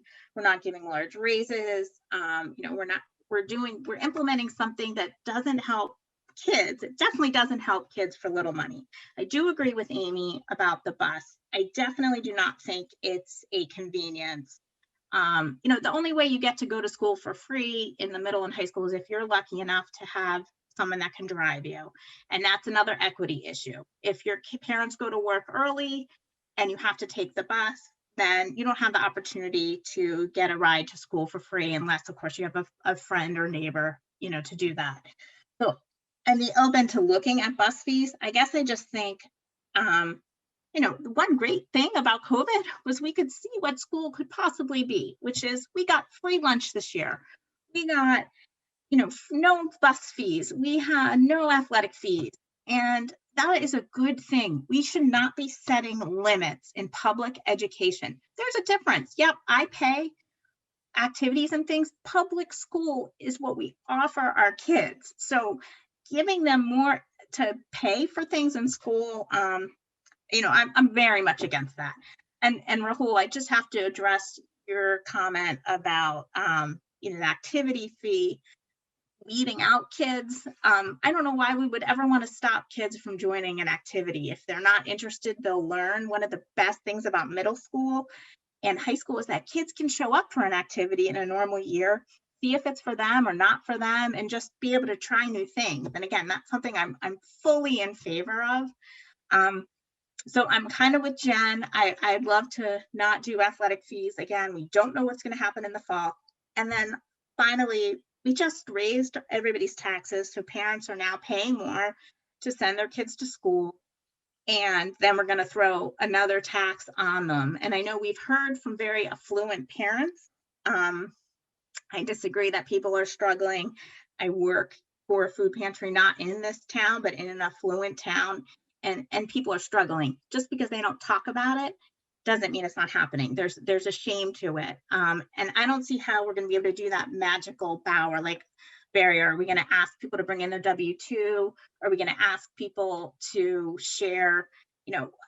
We're forcing people to kind of stand up and say, I don't have enough money for my kids to play sports. And that's not how I like to do things. So that's my 2 cents. And then Liz, I'm going to pass it back to you. Thanks for letting me speak. Thank you. I also, to add to the activity fees, that was one thing I wanted to say. I think one of the things we want to do is encourage kids of that age to try different things. And maybe they don't like it. Maybe they go to a couple meetings or something and it's just not for them. But I don't want them to feel like, well, I already paid the fee, so I just need to stick with this instead of trying something else. So that would be my objection to that one. I agree with what Laura just said, that there's these, what I'm mostly concerned about is those people in the middle. And I've seen that time and time again in the elementary schools, like paying for field trips, and people, like when I was president of the PTG, we tried to reach out to people for whom that small bus, well, relatively small bus fee was an issue, and say, well, let us know and we'll pay for that. That's hard for people to do. People, you don't want to stand up and raise your hand and say, yes, please help me. People would avoid it in other ways. So we knew that was happening. But I think it is hard for people to come forward, and even if you offer it, even if you offer that help, that it's not an easy thing to seek. And so I'm worried that they would instead make the decision that my kid's not going to play soccer instead. And I do think that's a valuable opportunity for them, whether they're a starter or not, that they're on the field, that they're getting exercise, they're learning teamwork and a lot of different things from that. I wanted to address my description of the buses as a convenience a little bit more. And I see some other people's points about that as well, as far as equity goes. I guess I'd be fine if we don't charge a fee for a bus too, if we can afford that. I feel like that, I don't know, I worry that that's a little too much if we go back on those fees. We've charged them in years past. I know we didn't this year, but I'm just throwing it out there for discussion because I like some of the points people have made, but I kind of feel like for that, the reason I consider that a convenience is that there are other ways to get to school. I know it's not always easy, and you can't. Perhaps you can drive or get a ride, but there are, it's not stopping anyone from going to school. And I don't know if that's an issue for people, how much people struggle or would struggle getting to school if they are in that middle, where they're not getting free and reduced lunch, so they don't qualify for a free bus pass if we charge for it, but yet they still can't afford it, and they're struggling to find a means of getting their kids to school. I question whether there's we talked about how many kids there are who can't afford the sports fees, but I would think that number, given that, we've had this fee in years past and people seem to be able to figure it out somehow, I would imagine that number is low. But that being said, if we can afford to not charge anything, of course, I'd be in favor of that. But, in the spirit of continuing to be fiscally prudent, I would think that would be one fee that we should continue with. And I guess that's it for now. So it seems like this is a more complex subject than we might have realized putting it on the agenda tonight. So I can make a couple recommendations. We could have a workshop where we can just discuss this in a little bit more depth. We could do a subcommittee that kind of comes back and looks at fees and makes another recommendation to the committee. And those would probably be two of my recommendations on how to move forward. I'd probably move towards a workshop, because I think a subcommittee is going to really slow it down a bit. And I think Jay's done a lot of the good work already, but I'm certainly open to suggestions. It'd be nice if we could maybe and we could possibly even do it in person. We don't usually televise our workshops, and just have a good chance to think this through and talk it out, rather than just trying to kind of squeeze it in on an agenda. What do you guys think of that?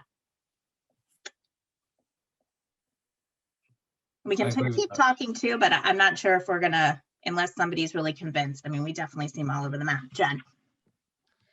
Even if we workshop, usually, we have this decided by like around, like we start asking for bus fees soon, like Yeah. around now. And so it doesn't sound like it's anything that would really affect the coming year. Unless we decide to implement, not implement, but maybe not change. Like, you know what I mean? Like, no, maybe not change it for, like my only thing I would say is keep the fees as is, but hold off on activity fees. I mean, whatever, athletic fees. Athletic fees. So we get to have this conversation again next year, which I love. No, you could workshop it, but it won't change Workshop it anything. so hold for this year you can make a motion for this too, Jen, if you want. We can see how the Oh, I vote don't know. goes. Yeah, that was just my But opinion. Amy has thoughts. She's looking. Amy? So the original vote was to implement athletic fees Mhm. as of a certain date. I then made a motion to suspend that for a certain period of time, and then we did a second motion to suspend it through the end of this academic year. So technically speaking, Grafton Public Schools already has athletic fees as an imaginary number. Yeah. So I'm pointing that out just to make sure everybody is aware that another motion would be to suspend, not implement, or not, it has to be worded the right way, I guess is what I'm saying. We already have this idea on the books. Right. You're right. We already voted to have fees. And it can be suspended, or we can change the fees. We're getting close to releasing 9:00, but James and Annabelle, I'd love to hear thoughts. James, I remember your thoughts from last year, but I think this is something that directly affects both of you. So if you have anything to share, and before you go, I'd love to hear it.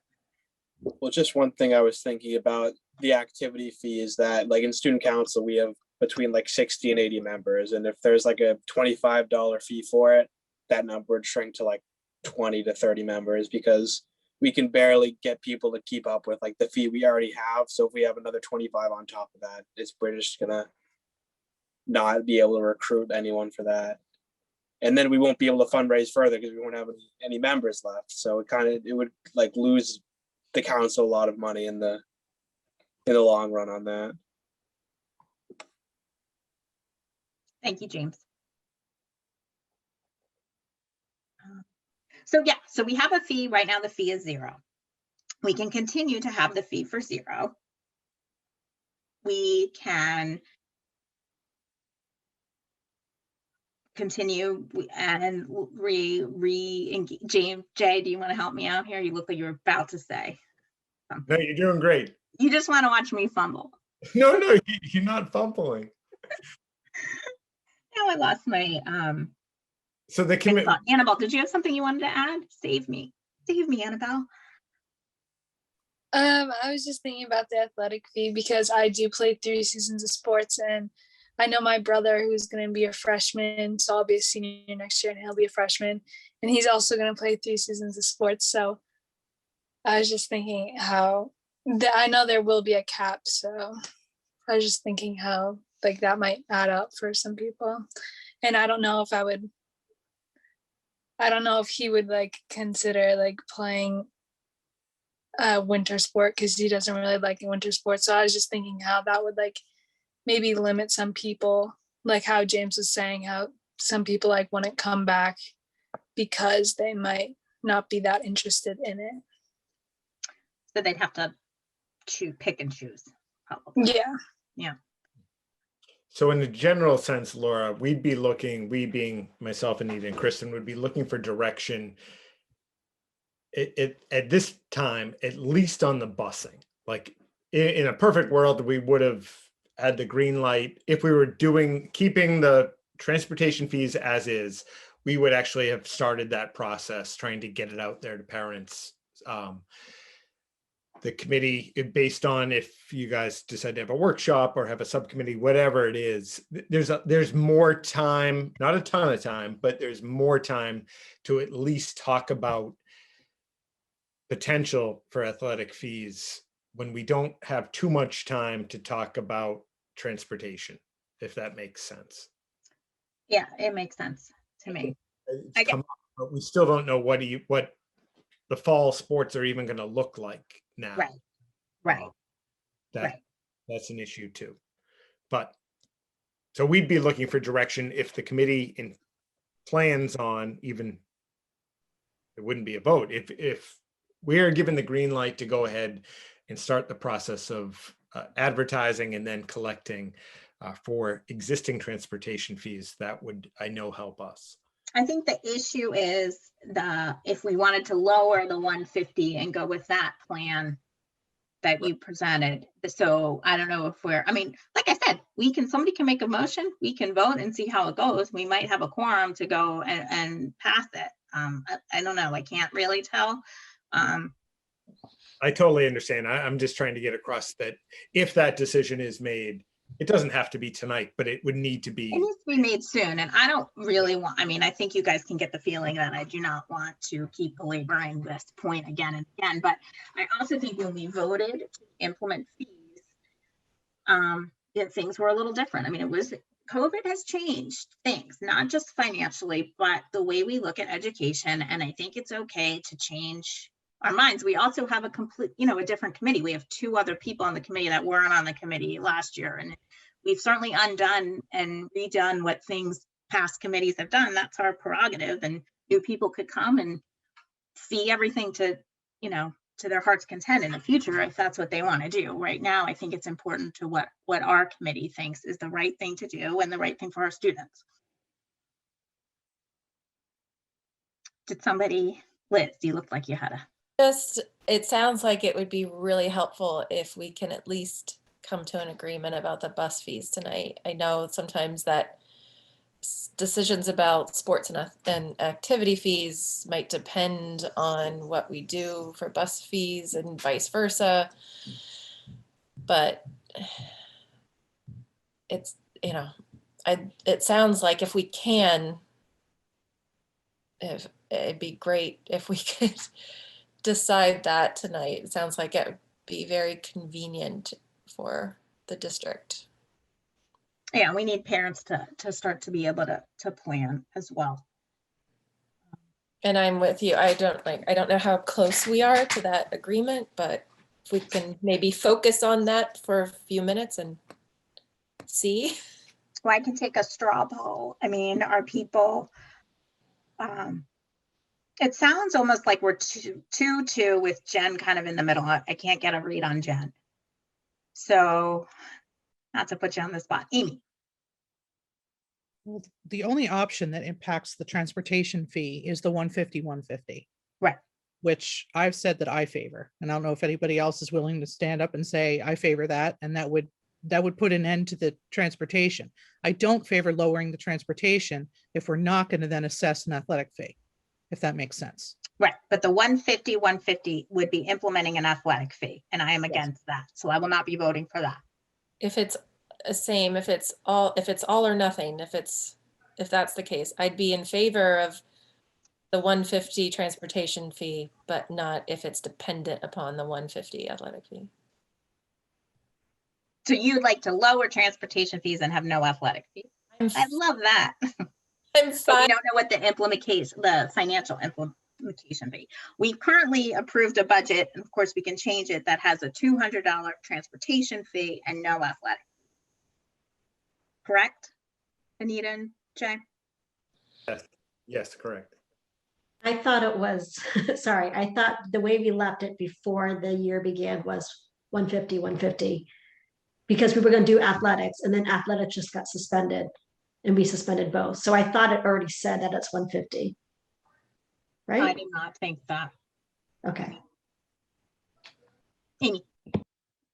Right. We hadn't set on that, but that was what I was in favor of. I mean, but again, I know I sound cruel and horrible next to Liz and Laura, but we are still facing an override again in 5 years or 6 years. So we passed athletic fees prior to asking the town for an override. We're going to go back and ask them again, and this is going to come up. Why aren't you doing athletic fees?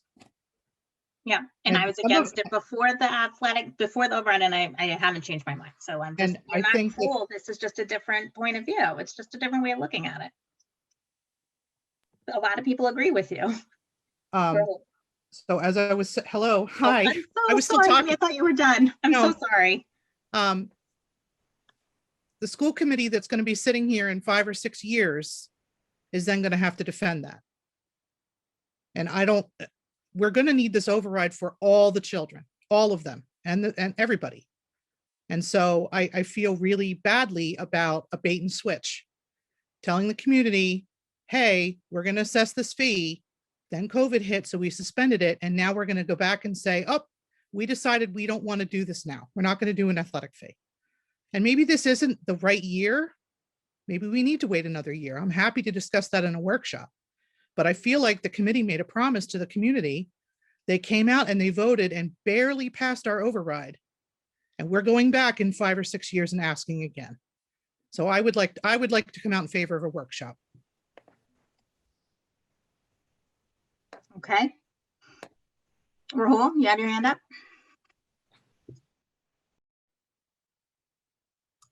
Sorry. It's a question to Jay or Anita. How much do we benefit if we implement those athletic fees and continue to have the bus fee? You have given me the numbers, but how much impact does it make onto the, like, on our budget? If we do not have any fee, how bad that would be for us? If we don't have any fees at all, Yes, no, I mean, if we have the bus fee as is, but just the athletic fee. Would we be in a problem if we do not have that fees? if we do not have athletic, there's no impact next year in terms of the FY22 budget. Obviously, when we built that, we assumed, one of the assumption was we would keep the transportation fees as they are. We didn't build in any athletic fees, we didn't even have sports operating when we built the budget, so we couldn't forecast that. So it would have no impact on FY22. Right, but if we do have that fees implemented, would that help us immensely? No, It will, but not. Yeah, we're not facing like a deficit where that extra money, we're not, there's no plan to reduce teachers or anything like that right now. We're in pretty good shape for FY22, as is. Okay, I mean, I'm a little confused now. I mean, I'm in between like both the sides. When Laura said that because of our taxes got increased not too long ago. When I came here 4 years ago, it was different. And now our assessed value of our houses is way above what it was. So that has increased. And then the override has also increased our taxes. And then if we start paying another set of fees, it could be $1,000, for example, including the bus, athletic, and whatever fees, then parents might feel some crunch on that. But despite all that, I still feel there has to be a fee, some kind of fee, just to, I don't know. I mean, I'm with Laura and I'm with myself, let's say. So I'm kind of in between. As a parent, I wouldn't want to pay a fee. But when I look from the administrative point of view, money comes to our school and it helps us. So I'm kind of confused. So I would like to go with the workshop also, if we can sit together and discuss on that. Right, I have a radical idea. So thank you, Rahul. Thank you, Amy. I know this, we have to do this fairly quickly. Are people opposed to meeting over April break? Is anybody going, Jen, going away? Okay, all right, okay. Well, it sounds like, do we have consensus for a workshop? Which just gives us a little more time to kind of discuss and think about it a little bit more. I'm not sure how much more information, if there's more information we need to gather, if we could let Jay and Anita know offline, that'd be great. I'll get a doodle out shortly and we'll try to meet as soon as possible. And then we'll hopefully give, time for bus fees. We might have to extend it, Anita, maybe for when people need to pay, but and we can do that and we can talk it through. Because we're closing in on 9. We still have a few more things to do, and I don't think we're going to come to a consensus tonight. It doesn't sound like it. Okay, so we'll do that. So thanks everybody for the discussion. I really, really appreciate it. Amy, again, I'm sorry I cut you off. I really thought you were finished, but I appreciate everybody's input on this. All right, so moving on to future agenda schedule planning, we will schedule a workshop as soon as possible. Jay, and our people, I guess, well, I'll ask in an email. Jay sent out his evaluation to all of us. And if I could ask everybody to submit their evaluations to me by May 4th, that'll give me a week to kind of consolidate everything. If you noticed, Amy and Jen, Jay did it a little bit differently. We're hoping to make it a little easier on the committee. You just did it through a Google sheet so you can create your own, right, Jay? You kind of sent it out and people can fill it out as a form. Is that what happened? Well, I thought we were going with Teach Point. Oh, okay. We can do that form, but maybe we got confused. I put my self-evaluation in a Google Doc so it could be linked, etc. But I thought I misunderstood. Apparently, I thought you still wanted to utilize Teach Point so that everything would be kind of condensed together. I did, but then when you sent it out, I wasn't sure how that was going to work. Cool. I think All right, that we need to fix some things offline and then we will send an email out. But regardless, if we could have everything completed by May 4th. Jay and I need to just touch base. I'm a little confused. Yes, you're right, Jay, but then when you sent it out, I got confused. James and Annabelle, you are more than welcome to leave or stay. I hope you guys have a great break. If there's anything you want to add, let me know. All right, I'll head out then. Thank you. Do you guys want to come to the workshop or are you good? You can let me know too. When's that going to be? Do you have a date for it? I'll let you know and you can decide if Yeah. you want to attend. I'll include Okay, you I'll in the. let you know. Okay, Mhm. Yeah, me as well. Thank you. thank you. Good night. Thank Have a you. great break. Okay.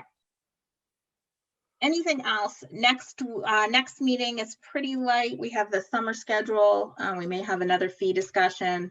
We can probably not though, if we'll make it in time. Anything else you want to see? Okay. And then we have 3 minutes to approve.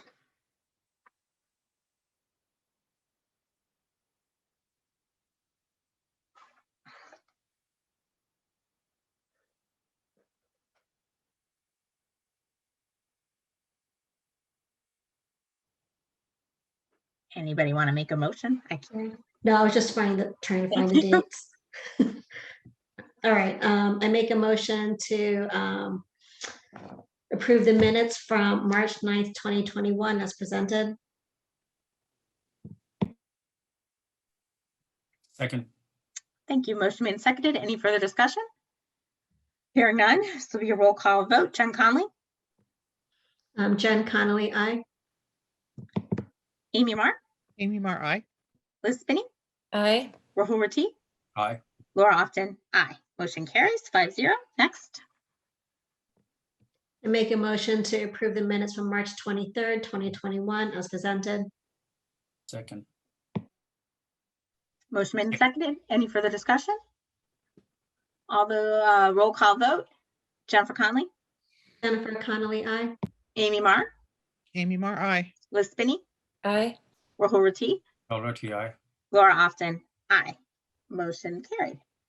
And our 3rd minutes. I don't see the 3rd one. All right, I had it and there are only 2. I think there were 2 and 2 warrants. 2 and 2 warrants. Thank you. For some reason, I thought I saw 3, but it might have been the fee schedule and I confused it. Okay, great. Well, then we won't vote on imaginary minutes. All right, warrant. Move the committee approve warrant number 41 dated April 8th, 2021 in the amount of $120,342.94. Motion made. Do you Second. hear a second? Second. Motion made and seconded. Any further discussion? All right. Roll call vote. Jen Conley, Jennifer Connolly, aye. Amy Mar, Amy Mar, aye. Liz Spinney, Aye. Rahul Reti, Alrighty, aye. and I will abstain. So motion passes 401. And we have another warrant. I move the committee approve warrant number 42 and dated April 15th, 2021 in the amount of $934,630.34. Second, Motion made and seconded. Any further discussion? All right. Jen Conley, Jennifer Connolly, aye. Liz Spinney. Oh, sorry. I don't want to. Keeping you on your toes. Liz Spinney, Aye. Amy Mar, Amy Mar, aye. Rahul Reti, Aye. and Laura Often also abstains.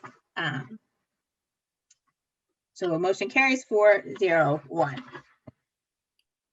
All right, we do not have policy tonight, so I'm going to move on to member reports. Amy. I was hoping somebody else would go first, but apparently not. CIPC had a meeting last week. We met with Evan, the new TA. It went really well. We talked about moving forward with an inventory of all of the assets in the town, including all of the school assets. So that's parts of buildings, vehicles, equipment over a certain dollar amount. Not so much to just make a list of what we own, right? But also when it was acquired, what condition it's in, when we expect we need to replace it, anything special about it. So I've already talked to Jay. He's already met with Evan, I think, yes. And so they're excited, Tony and Jay, to get started on that effort. It's going to start over the summer. Hopefully. It's made easier by the fact that Evan already had a system developed using a grant in his old town, and that sort of grant isn't available anymore. So if we had wanted to do this 5-8 years ago, we could have gotten a grant to fund it too, but we can't. So we're going to try to use what he's brought and see if that's a good fit for the town. So I'm excited about that. I think it's important for us to know what we have before we start, spending this capital money on stuff that maybe we don't need, and maybe we don't need 4 of the same kind of thing. Maybe departments can share things so we can develop some synchronicity there. That's not the word I was looking for, but that's the word that came out of my mouth. I also had the pleasure of speaking to the 8th grade civics students last week. It was super exciting, except they're little circles with letters. And I learned something about myself, and that is that I really rely on seeing the reactions of other people when I talk to them. So it was very hard for me to not get any feedback at all from the audience. Like right now, Jay's got his camera off. He could be laughing at me, I don't know. But it was super hard to talk to the kids, and I had no idea if they were sleeping or listening or not listening. And I really feel for the teachers because they've been kind of facing that all year. I know there was some discussion in the middle school about what the students were allowed to use. So the little circle with their initial in it was what they're allowed. And I guess maybe sometimes they can use avatars. Tracy Novick did most of the presenting. She's of course, our MASC field director. She was fantastic. We talked to the students about what school committee does and how the schools are funded and why it's not great and why it's basically been the same since we were a colony, except for one small change in the 90s. So it was really fascinating. I can't wait to do it again next year. We've already been asked to come back and do it again, this time in person. So I'll be doing it that way because that was probably going to be way better. We did get some good questions from the kids. They're starting their position papers and a project on how to get people involved in the local community. And I had spoken to Mr. Tarzik about the fact that we really don't have any races this year. So it's kind of boring for the kids to, talk about the high schoolers, voting and stuff at the municipal level when there are no contested races. So we'll see what they come up with. I'm hoping they're able to come visit us. If not this academic year, then maybe in the fall, they can bring those kids in. I don't know how we're going to do that, but anyway, I was happy to do it. It was lots of fun, and the kids all say hi. So hi, school committee. Hi, 8th graders. Thank you, Amy. Anybody else? Jen? I just wanted to make an announcement of the Bon Voyage, the class of 21. They're having their mattress sale at the high school this weekend from 10 to 5 at GHS. So be looking for a new mattress, but it will help benefit the class of 21. So we'd appreciate it. That's it. All right. I'd like to just, let's see, I met with my division, leaders, Division 4 for MASC for 2 weeks. We are still working on doing a presentation. We're going to partner with Ashland, and we're working on talking about an equity presentation where we're going to workshop and do some panelists with some of the school districts that are in different phases, some that have completely successfully implemented it, some that are still working on it, and some that have no idea kind of where to start. So I'll keep you posted on that and invite you to that. I also wanted to let you know from MASC on this Friday, if you haven't seen it, it's the Day on the Hill. It's a full morning, so it might be tough to go for some of us, but it's usually a really good, we hear from some of our state leaders. We have a chance to kind of hear what, MASC is kind of advocating for. Jen and I went in person several years ago, which was way better, but I'm going to try to attend on Friday. So it's free. It's on the website, masc.org. If you guys want to register and if you can attend for even a little bit on Friday morning, I'm going to try to attend. We'll see if nothing comes up with work. All right. Correspondence. So we do have some correspondence, which I forgot to upload into the drive, but I did email to everybody, and we'll make sure we can make it publicly. So we sent out the wonderful letter that Liz wrote, the the MCAS, so many initials with M's and C's and A's, to all of our elected leaders as well as the commissioner. And we got back a form response from Senator Moore, although I did see on Facebook that he supported a larger letter to suspend the MCAS, so that was good. And then we got an email back from our state representative, David Meridian. And I will read his response, which I don't typically do, but we don't typically get a lot of official correspondence. So says, thank you for contacting me to express your support for canceling the 2021 MCAS. I certainly appreciate the school committee's stance on this issue. Unfortunately, the federal government will not allow states to opt out of mandatory testing this year and has rejected similar waiver requests submitted by other states. This federal policy reflects the concerns that have been raised about how the pandemic has impacted student learning and a desire to use standardized testing to help gauge the extent of this learning loss. I do know that the Department of Elementary and Secondary Education, DESE, is still determining the best way to safely test students this year, which may include administrating the MCAS remotely. DESE has already made some accommodations, including shortening the MCAS by 50% and requiring the test to be taken in 2 parts. I can assure you that I will continue to monitor this ongoing situation. Once again, thank you for bringing the concerns of the committee to my attention. Please feel free to contact me if I can be any further assistance. Be well, Dave. So that was our one response. I also just got a form, just that they received it from Commissioner Wiley, and nothing from Governor Baker. I know, I thought he'd give me a call, Amy, but he didn't.